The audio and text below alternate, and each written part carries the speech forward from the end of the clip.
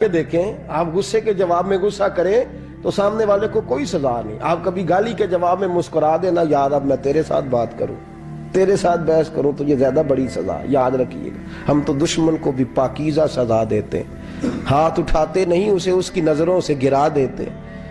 جب تھپڑ مارا تو بابا جی ہنس پڑے، کہنے لگے تجھے کہا تھا نا تو غلام ہے، تو بھائی واقعی غلام ہے.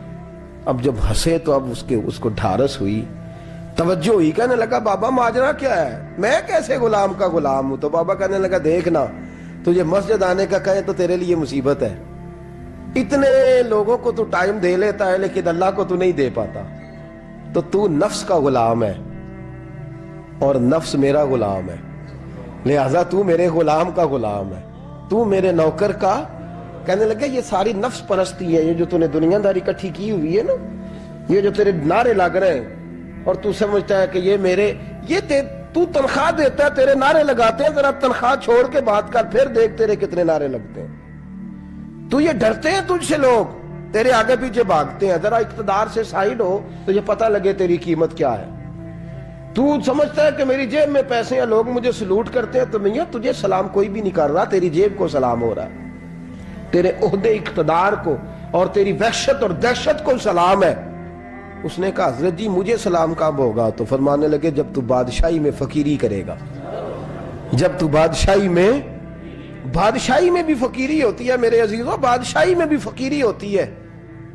آپ کے اس ہندوستان کا ایک بادشاہ کا نام اورنگزیب عالمگیر بھی ہے.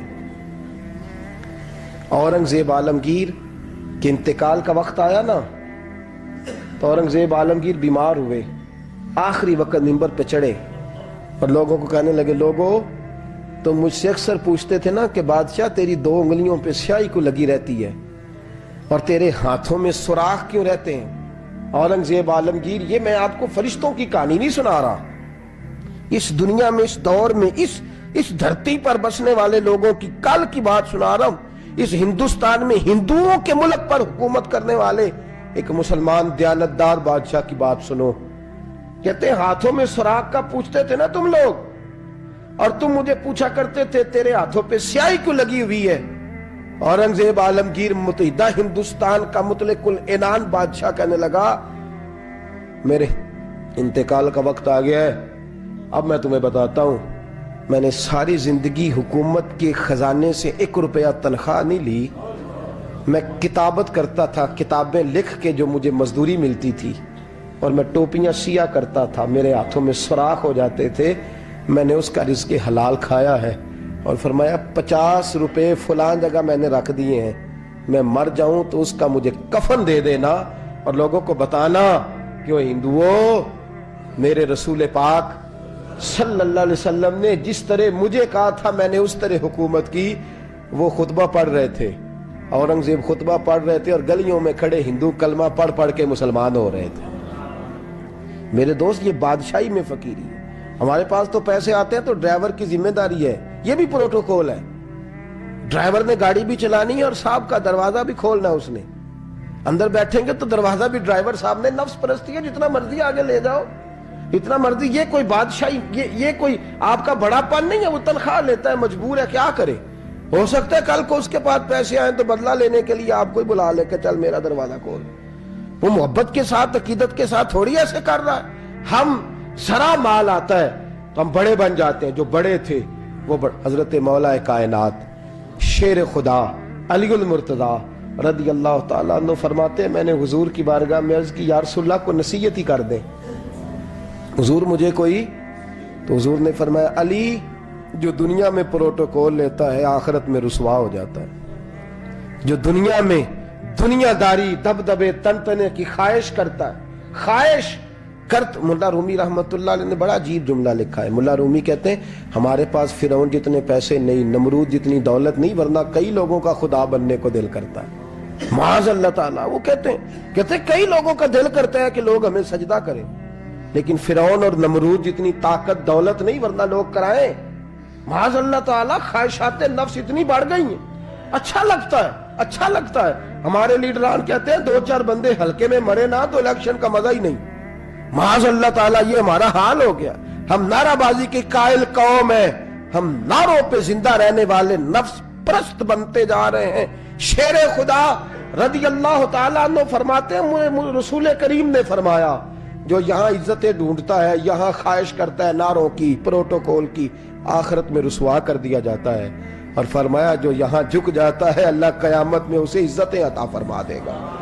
یہ حضور نے نصیحت فرمائی. حضرت عمر بن عبدالعزیز, زمانہ ڈرتا تھا, بڑا نام ہے. فقیری اور چیز ہے, درویشی.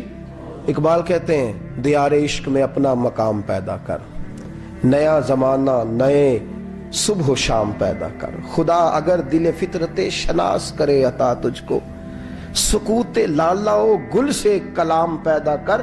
میرا طریق امیری نہیں فقیری ہے, خود ہی نہ بیچ غریبی میں نام پیدا کر. حضرت عمر بن عبدالعزیز رات کو بیٹھ کے نہ لکھ رہے تھے, تو ایک نوجوان آپ کی خدمت کے لیے رہتا تھا ہر وقت.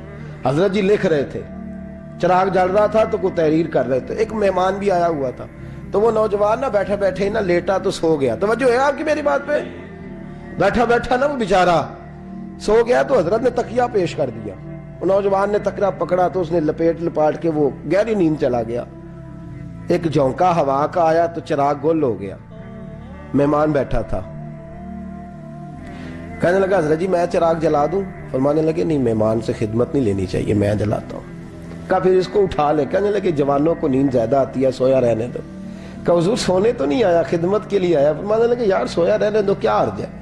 حضرت عمر بن عبدالعزیز اٹھے, چراغ جلایا, واپس آ کے بیٹھے تو وہ دیکھیں نا, یہ بادشاہوں کے لیے تو نہیں نا ایسا ہوتا, بادشاہ تو نہیں نا کر سکتے. یہاں تو تھوڑا سا جس کے پاس پیسہ آ جائے وہ کہتا ہے کہ تو نوکر میرے منہ میں کبھی لقمہ بھی ڈال دے تو پھر ہی ہے. میں اس کا مجھ سے تنخواہ لیتا ہے اور اب یہ اتنا کام بھی نہیں کر سکتا. ہر کام ہم کرانا پسند کرتے ہیں. کہا حضرت عمر بن عبدالعزیز سے کہنے لگا حضور عجیب آپ بادشاہ ہیں, آپ نے غلام کو جگایا ہی نہیں. حضرت عمر نے کیا, حضرت عمر بن عبدالعزیز نے جو قانون پیش کیا بڑا زبردست ہے. فرمانے لگے کم تو انا عمر بن عبدالعزیز رجعت انا عمر بن عبدالعزیز. فرمانے لگے کیا ہو گیا ہے, میں جب چراغ جلانے گیا تھا تو پھر بھی عمر بن عبدالعزیز ہی تھا, اور واپس آیا ہوں تو پھر بھی عمر بن میں تبدیل. محدث ابن جوزی نے لکھا ہے, کہنے لگے کم تو جب گیا تھا انا عمر بن عبدالعزیز, پھر بھی عمر بن رجعت, اور میں لوٹ آیا ہوں, واپس آیا ہوں تو دیکھ لو کوئی کمی تو نہیں ہوئی. میرا باپ بھی وہی ہے, میں بھی انا عمر بن عبدالعزیز, میں بدلا.